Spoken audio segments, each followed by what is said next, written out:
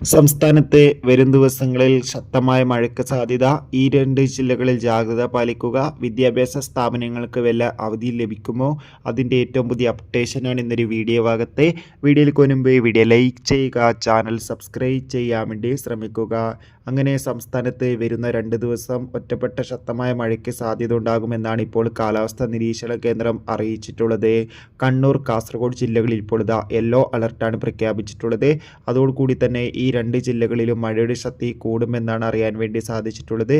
അതുകൊണ്ട് തന്നെ വരും ദിവസങ്ങളിൽ എല്ലാവരും കുറച്ച് ജാഗ്രത പാലിക്കുക. നിലവിൽ വിദ്യാഭ്യാസ സ്ഥാപനങ്ങൾക്ക് ഇതുവരെ അവധിയൊന്നും പ്രഖ്യാപിച്ചിട്ടില്ല. ഇനി മഴ ശക്തമായി പെയ്യുന്നത് കൊണ്ട് തന്നെ അവധി വല്ലതും ലഭിച്ചാൽ ആ ഒരു അപ്ഡേഷൻ നമ്മുടെ ചാനൽ ഭാഗത്തിലൂടെ നിങ്ങൾക്ക് കൃത്യമായി അറിയിക്കുന്നതായിരിക്കും. എന്തായാലും ചാനൽ സബ്സ്ക്രൈബ് ചെയ്യുക. വയനാട് ജില്ലയിലും മഴയുടെ ശക്തി കൂടുകയാണ്. കൂടുതൽ അപ്ഡേഷൻ അറിയാൻ വേണ്ടി കാത്തിരിക്കുക. ജൂലൈ മാസം ധാരാളം ചിത്രങ്ങൾ OTT റിലീസ് ചെയ്യും. ചാനൽ ഭാഗം പരിശോധിച്ചാൽ